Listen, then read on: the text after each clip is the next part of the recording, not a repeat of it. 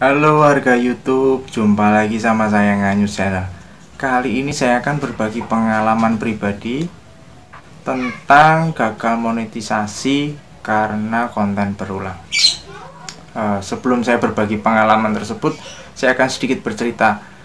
Awalnya Nganyus Channel tidak fokus ke konten tutorial ya. Jadi hanya iseng-iseng konten karena senang musik. Saya akhirnya mendownload lagu-lagu atau konten-konten musik, tentunya yang Creative Commons ya. Itu sudah Creative Commons, artinya masih bisa digunakan ulang. Download, saya upload, sudah saya edit dari segi videonya, saya kasih tambahan. Intinya saya sudah edit sedemikian biar tidak terlalu sama dengan konten awalnya. Dan awalnya memang niatnya tidak untuk channel beneran atau hanya sekedar iseng, hanya pengen ngedit, hanya pengen upload seperti itu. Tapi lama-lama asik, banyak yang nonton, dan bahkan dapat email dari YouTube kalau bisa dimonet. Akhirnya saya ajukan. Selang sehari kemudian, jawaban email tersebut seperti ini nih: your content tidak direkomendasikan jadi partner YouTube. Sedih banget ya. Jadi artinya konten ini, khususnya channel ini, tidak bisa diajukan sebagai program partner YouTube karena konten berulang. Setelah saya masuk ke YouTube Studio, ternyata ada keterangannya. Memang keterangannya seperti ini nih. Saya coba baca ya, sorry ya, banyak banget tulisannya. Jadi seperti ini: channel Anda tidak disetujui untuk monetisasi. Apa yang perlu Anda lakukan selanjutnya? Di sini pun YouTube masih memberi dua opsi ya, masih memberi dua kesempatan. Apakah ini konten originalnya kita atau memang benar reuse atau reupload. Jadi di poin nomor 1, tinjau masukan kami. Tim peninjau kami mendapat bahwa channel Anda berisi hal berikut. Terus yang poin 2, ajukan banding dan ajukan ulang permohonan monetisasi. Ini yang saya maksud. Jadi sobat YouTube semua bisa banding kalau memang konten ini tidak masuk dalam reupload atau konten original kalian. Terus di opsi kedua itu ada keterangan ya, edit channel Anda lalu ajukan ulang permohonan. Kalau di poin 1 ini diklik seperti ini, muncul akan seperti ini: konten yang digunakan ulang. Ini bahasanya terlalu ngambang ya, tidak detail. Dan di sini pihak YouTube tidak memberikan keterangan konten mana yang dimaksud atau konten mana yang disebut sebagai konten berulang. Hanya mencantumkan tulisan konten yang digunakan ulang, tapi tidak memberitahu video mana yang dimaksud yang digunakan ulang. Meskipun kita edit ya, ternyata dari awal saya edit, tapi ternyata muncul seperti ini. Selain menyatakan konten yang digunakan ulang, pihak YouTube juga memberikan ketentuan mana yang boleh, mana yang tidak boleh. Seperti ini ya, seperti kolom ini. Di sebelah kanan dan kiri ada tanda jempol dan juga jempol kebalik. Yang boleh, keterangannya seperti ini ya. Yang tidak boleh, contoh yang tidak boleh dimonetasi: video singkat yang Anda kompilasikan dari situs media sosial lain. Jadi misal konten hal lucu-lucu, durasi videonya pendek, lalu kita edit, kita jadikan satu. Sudah seperti itu, tidak ada editan ulang. Di jempol yang seperti jempol like, di sini boleh merevisi yang ditambahkan bumbu humor dan analisis pada konten yang bukan karya asli Anda. Boleh melakukan kompilasi. Menurut saya dalam keterangan ini, Sobat YouTube juga harus memberikan bumbu humor atau menganalisis seperti mereview ya, mereview channel atau memberikan komentar. Jadi kompilasi video TikTok yang lucu-lucu. Selain menampilkan video yang sudah dikompilasikan, dalam video tersebut Sobat YouTube minimal memberikan inputan atau memberikan selera humor atau ngelawak sedikit lah kayak gitu, atau memberikan review. Ini sudah memberi, jadi YouTube masih berbaik hati memberikan kunci atau memberikan cara antara yang boleh dan tidak boleh dalam proses reuse konten atau reupload. Terus yang tidak boleh lainnya adalah koleksi lagu dari beragam artis ya. Di sini masih ada tanda kurungnya, meskipun Anda telah mendapatkan izin dari mereka. Dan ini sudah saya lakukan ya. Saya akan memberikan satu screenshot. Waktu itu saya izin kepada si pengupload atau konten kreator. Kebetulan saya DM beliau dan beliau memberikan jawaban boleh, silahkan. Ini seperti ini. Ini artinya saya sudah izin ya. Setahu saya, biar tidak kena copyright atau klaim hak cipta, saya melakukan perizinan dulu atau minimal sowan atau ketok pintu kalau saya bermaksud pengen reupload video konten kreator tersebut. Dan ternyata disambut baik dan boleh. Tapi pihak YouTube nggak boleh ya guys. Di sini sudah ada keterangannya nih. Terus yang ketiga, klip yang menampilkan berbagai momen dari acara favorit Anda yang diedit menjadi satu dengan sedikit atau tanpa narasi. Jadi kayak di TV. Jadi di sini acara favorit TV yang kita tonton, kita video, lalu kita upload. Di situ kita tidak memberikan narasi atau tidak memberi keterangan, minimal dubbing suara atau suara kita, wajah kita nggak kelihatan, kita ngobrol ini acara TV apa, ini beritanya tentang apa, kayak gitu ya. Sebenarnya boleh ya dari pihak YouTube kita memberikan cuplikan TV, tapi kita membumbui dengan narasi. Terus yang nggak boleh, yang terparah adalah banyak yang reupload konten ini. Misalnya konten lagu yang lagi viral, kan banyak tuh yang muter. Banyak yang melakukan reupload lagu tersebut dengan video yang sama berulang-ulang.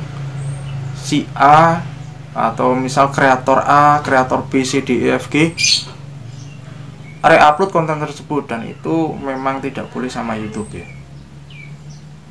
Terus yang tidak boleh yang lain adalah promosi konten orang lain meskipun Anda telah mendapatkan izin mereka. Ini terlalu ngambang bahasanya, tidak detail lagi. Tapi ya inilah YouTube, hak mereka, inilah wadah mereka, inilah dapur mereka. Artinya ya suka-suka YouTube, udah simpelnya seperti itu. Terus di kolom sebelahnya adalah contoh yang boleh dimonetisasi.